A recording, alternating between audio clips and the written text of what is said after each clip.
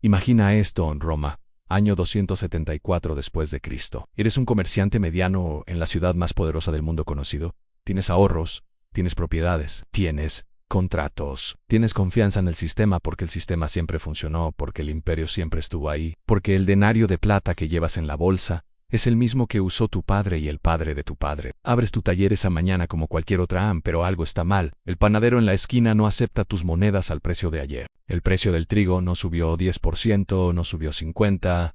Se duplicó en 3 semanas. Los soldados en la calle ya no tienen el mismo uniforme limpio. Hay una tensión en el aire que no tiene nombre todavía, pero que tu cuerpo ya reconoce la tensión de un sistema que está a punto de confesar que mintió. Y lo peor, lo verdaderamente brutal de este momento, es que tú no hiciste nada malo, no ahorraste, no obedeciste, confiaste y eso, exactamente eso es lo que te va a destruir. Aquí viene el dato que rompe todo lo que creías saber. En menos de 50 años, entre el año 220 y el año 270 después de Cristo, el contenido de plata en el denario romano cayó de casi 100% a menos de 2%, a 2%. El Estado romano no te robó con una pistola en la cara, te robó con química, con decretos técnicos que nadie entendió hasta que el daño era irreversible. Los economistas modernos tienen un nombre elegante para esto: a la adulteración monetaria. La autopsia forense tiene un nombre más preciso: en confisco silencioso de riqueza privada a través de la degradación del medio de intercambio. Y el resultado fue matemáticamente inevitable.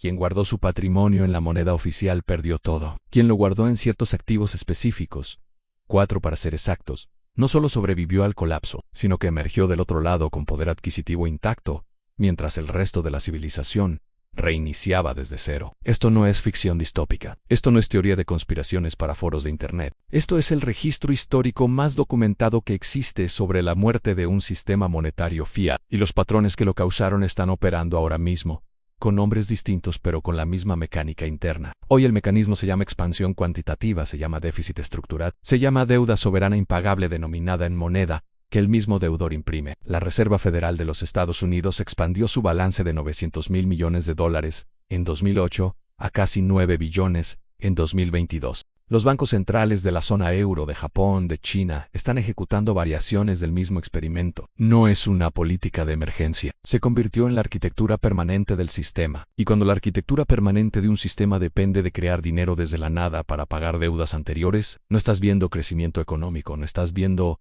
la fase terminal de un ciclo que Roma ya completó hace 17 siglos. El enemigo invisible que opera contra tu patrimonio en este momento no es la inflación que ves en el supermercado. Esa es la autopsia superficial, el síntoma visible. El mecanismo real es la represión financiera en la combinación calculada de tasas de interés artificialmente bajas, inflación moderada pero persistente, y regulación que te obliga a mantener tu capital dentro de los instrumentos que el Estado puede controlar, y cuando sea necesario confiscar o diluir. Es un crimen financiero de guante blanco con víctima voluntaria, porque la víctima no sabe que está siendo procesada. Los ahorradores romanos de clase media tampoco lo sabían. Siguieron confiando en el sistema hasta que el sistema ya no tuvo nada que ofrecerles.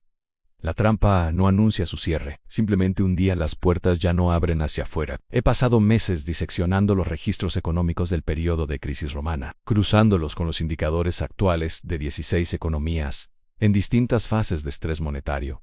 Y lo que encontré no es una advertencia especulativa, es un patrón con firma matemática repetible. Este video no te va a prometer que te vas a hacer rico. Te voy a entregar el reporte forense final sobre cuáles fueron los 4 activos que preservaron valor cuando todo lo demás colapsó. ¿Por qué lo hicieron con exactitud estructural? ¿Y qué significa eso para las decisiones que tienes que tomar antes de que el ciclo actual complete su rotación? No se trata de pánico, se trata de leer la evidencia antes de que sea demasiado tarde para actuar. Los que sobrevivieron al colapso romano no fueron los más ricos ni los más conectados políticamente fueron los que entendieron con suficiente anticipación en que no debían confiar. El sistema monetario moderno funciona como una represa mal construida que nadie quiere inspeccionar, porque demasiadas personas han construido sus casas río abajo. No es una metáfora poética, es una descripción técnica de la arquitectura de incentivos que mantiene a gobiernos, bancos centrales e instituciones financieras alineados en torno a una mentira estructural compartida. La mentira es esta: más esta en que el dinero que tienes en el banco representa valor almacenado. No lo representa.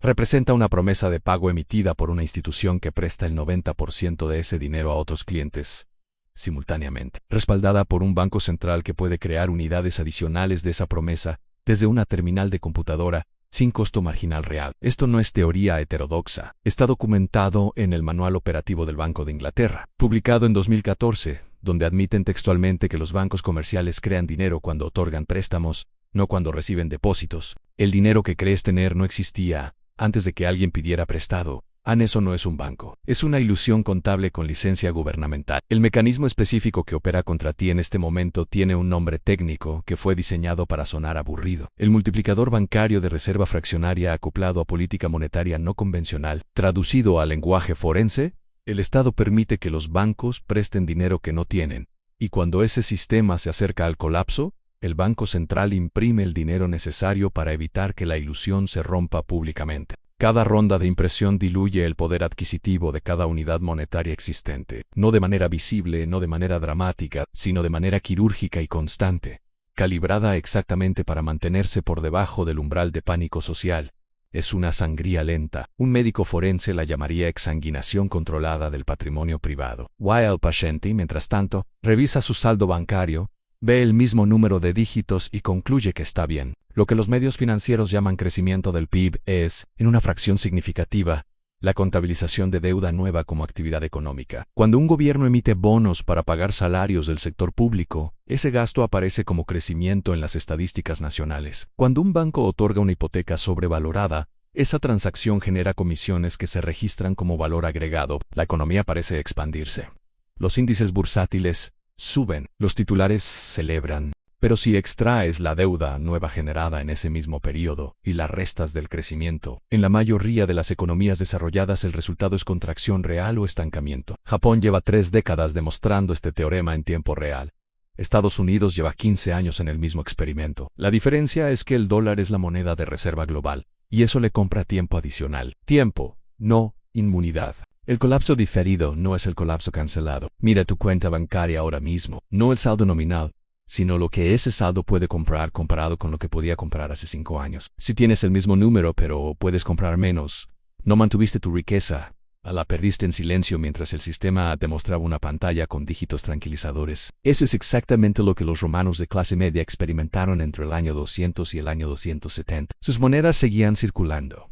Los mercados seguían abiertos, el imperio seguía proclamando su grandeza, pero el poder adquisitivo de cada denario se evaporaba en cámara lenta, transferido invisiblemente hacia quienes controlaban la emisión en el Estado imperial y sus contratistas militares. La tecnología cambió, el mecanismo es idéntico, la víctima también. Y la trampa tiene una capa adicional que pocos analizan, la ilusión de liquidez. El sistema te entrena para valorar los activos que puedes convertir en efectivo rápidamente, porque liquidez es seguridad. Pero, en un colapso sistémico, la liquidez en la moneda que colapsa no es un activo, es el vector de contagio. El romano que mantuvo todo en denarios líquidos perdió todo con velocidad máxima. El que tenía activos ilíquidos, tierra, herramientas de producción, metales físicos, redes de relaciones comerciales, tuvo tiempo de reaccionar, negociar y reposicionarse. La liquidez en el instrumento equivocado es la trampa más elegante del sistema, porque te hace sentir preparado exactamente en el momento en que eres más vulnerable. El tiempo no es una línea, es un patrón que se repite con variaciones cosméticas. Si quieres entender lo que viene, no necesitas un oráculo. Necesitas un archivo histórico y la disciplina para leer los datos sin el filtro del optimismo institucional. Alemania, 1923. La República de Weimar había financiado la Primera Guerra Mundial y las reparaciones del Tratado de Versalles, imprimiendo marcos sin respaldo. El resultado fue la hiperinflación más documentada de la historia moderna. En enero de ese año, un dólar compraba aproximadamente 4.300 marcos. En noviembre del mismo año, el mismo dólar compraba 4.200.000 millones de marcos. Eso no es inflación. Es la extinción matemática de una moneda. Y durante todo ese proceso, el gobierno alemán siguió emitiendo estadísticas, celebrando cifras de empleo nominal y asegurando que la situación estaba bajo control. El mecanismo de negación institucional opera igual en todos los colapsos registrados. Lo único que varía es la velocidad. ¿Realmente crees que Alemania en 1921 era un país de irresponsables sin educación financiera? Era una de las economías más industrializadas y educadas del mundo. Sus ciudadanos tenían cuentas de ahorro, bonos del Estado, pensiones, Tenían confianza en las instituciones, tenían fe en el sistema porque el sistema había funcionado durante décadas. Y eso, precisamente esa confianza construida durante décadas, fue lo que los mantuvo dentro del sistema el tiempo suficiente para perder todo. Los que escaparon a tiempo no fueron más inteligentes en términos académicos, fueron los que identificaron el patrón con suficiente antelación para desobedecer el consenso institucional, antes de que fuera socialmente aceptable hacerlo. La ventana de salida siempre es pequeña y siempre se cierra antes de que la mayoría la vea. Japón, 1990. El Nikkei había alcanzado 38.915 puntos en diciembre de 1989. Los bienes raíces en Tokio valían nominalmente más que todo el territorio de Estados Unidos. La narrativa era invencible en Japón, había descifrado el código del crecimiento perpetuo. 35 años después, el índice todavía no ha recuperado de manera sostenida esos niveles. 3 décadas perdidas, una generación completa que ahorró en el instrumento equivocado en el momento equivocado, confiando en el consenso equivocado. El Banco Central japonés respondió con tasas de interés cercanas a cero durante décadas, luego con tasas negativas, luego con compra directa de activos en el mercado. Cada intervención compró tiempo y transfirió el costo hacia los ahorradores a través de rendimientos reales negativos. El mismo manual, capítulo diferente del mismo libro, Zimbabue. 2008. La inflación alcanzó oficialmente 89 sextillones% en términos anualizados. Los billetes de 100 billones de dólares zimbabuenses no alcanzaban para comprar un pan. El gobierno siguió imprimiendo, los funcionarios siguieron dando conferencias de prensa, las estadísticas siguieron siendo publicadas, y los ciudadanos que habían guardado su patrimonio en dólares zimbabuenses vieron desaparecer décadas de trabajo en semana. Pero hay un dato que casi nadie menciona en el análisis de Zimbabue: quienes tenían tierra agrícola productiva, ganado, acceso a mercados de trueque regional y activos físicos denominados en monedas externas, no solo sobrevivieron, sino que emergieron con ventaja relativa sobre quienes habían sido más responsables financieramente según las métricas convencionales. El colapso no destruye toda la riqueza, la redistribuye hacia quienes eligieron los contenedores correctos antes de que el sistema confesara su fracaso. 2008. La crisis financiera global. Aquí el patrón toma una forma más sofisticada y más relevante para entender el presente inmediato. Los instrumentos financieros colateralizados, las hipotecas subprime empaquetadas en productos con calificación AAA, eran la versión moderna del denario adulterado romano en valor aparente sin respaldo real, distribuido masivamente a través de instituciones con licencia y credibilidad institucional. Cuando el sistema reveló su naturaleza, la respuesta no fue permitir que el mercado corrigiera el error. La respuesta fue el rescate masivo con dinero público, la expansión sin precedente de los balances de los bancos centrales y la transferencia sistemática del costo desde las instituciones que habían creado el problema hacia los contribuyentes y ahorradores que no habían tomado esas decisiones. Y la conclusión forense es esta: en todos los casos registrados, la respuesta del sistema al colapso es siempre la misma: a más emisión, EMS dilution, más tiempo comprado a costa del poder adquisitivo de quienes confiaron en el instrumento de confianza oficial. Antes tu seguir, necesito que hagas algo. Escribe en los comentarios el año en que empezaste a sospechar que algo en el sistema económico no cuadraba, no el año en que te lo confirmaron, el año en que lo sentiste por primera vez, porque esa fecha es importante. Es el momento en que tu instinto de preservación empezó a procesar señales que tu educación financiera convencional no tenía categorías para clasificar. Quiero saber cuándo despertaste. Y si estás viendo esto y todavía no has tenido ese momento, este video es tu momento. Los signos vitales del sistema actual no requieren interpretación heterodoxa. Están en los reportes oficiales de organismos que tienen todo el incentivo institucional para presentarlos de la manera más optimista posible. La deuda pública de Estados Unidos superó los 34 billones de dólares en 2024. El servicio anual de esa deuda, es decir, solo los intereses, superó por primera vez en la historia el presupuesto de defensa, el más alto del mundo. Esto significa que el gobierno más poderoso del planeta está en una posición donde una fracción significativa de sus ingresos fiscales se destina a pagar los intereses de deuda anterior antes de financiar un solo servicio público, un solo soldado o una sola transferencia social. Cuando el costo del financiamiento supera la capacidad de generar ingresos reales, los romanos tenían un nombre para lo que viene después. Lo llamaban el tercer siglo. Nosotros todavía no le hemos puesto nombre. El índice de precios al consumidor, la métrica oficial de inflación, fue rediseñado en múltiples ocasiones durante las últimas 4 décadas para excluir progresivamente los componentes más volátiles. Exactamente los componentes que más impactan el costo de vida real en energía, alimentos, vivienda. Si calculas la inflación acumulada desde 1980, usando la metodología que se aplicaba, entonces, el resultado es aproximadamente 3 veces superior al número oficial que los bancos centrales usan para justificar sus políticas. Esto no es especulación, es el trabajo documentado de economistas independientes que han reconstruido las series históricas con metodologías transparentes y auditables. La pregunta no es si la inflación real es mayor que la oficial. La pregunta es ¿cuántos puntos porcentuales de diferencia puedes absorber antes de que tu plan de retiro, tu fondo de emergencia y tus ahorros de vida entera sean insuficientes para el mundo real en el que vas a necesitar usarlos? Los mercados bursátiles globales están operando con valuaciones que históricamente solo se han sostenido en condiciones de expansión crediticia masiva y tasas de interés artificialmente suprimida. El índice de precios sobre ganancias ajustado por ciclo económico, conocido como Cape-Shiller, estaba en niveles que en todos los precedentes históricos anteriores precedieron correcciones de entre 40 y 60% en términos reales. El mercado inmobiliario en las principales economías desarrolladas tiene ratios de precios sobre ingreso mediano que hacen imposible la compra para la generación de menores de 40 años sin herencia familiar o acceso a crédito subsidiado. Los sistemas de pensiones de economías del G7 tienen brechas actuariales que, sumadas, representan decenas de billones de dólares en compromisos que no tienen financiamiento identificado. Cada uno de estos indicadores, aislado, sería preocupante. Todos juntos, operando simultáneamente, en la misma dirección, en el mismo periodo histórico.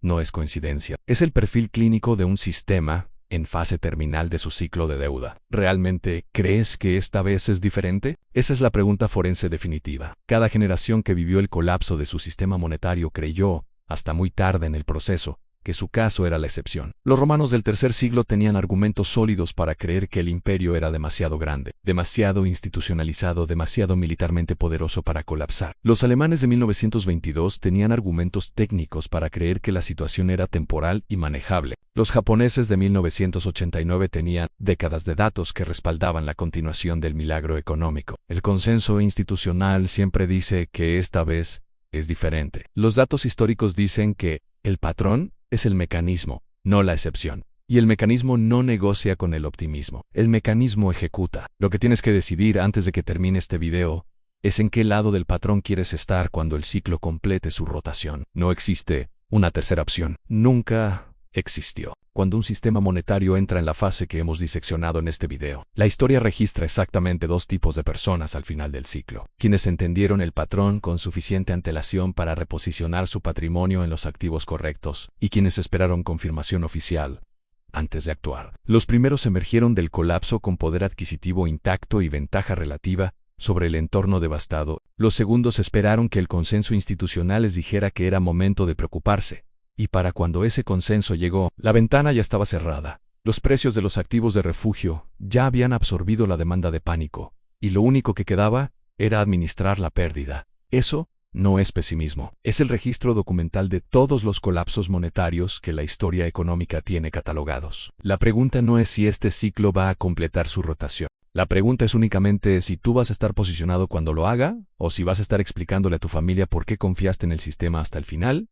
El patrón es absoluto, no tiene ideología, no tiene misericordia, no negocia con las circunstancias personales de nadie. Roma no colapsó porque los romanos fueran ignorantes o irresponsables. Colapsó porque los mecanismos de deuda, adulteración monetaria y represión financiera que hemos documentado tienen una física propia que opera independientemente de la voluntad de los participantes.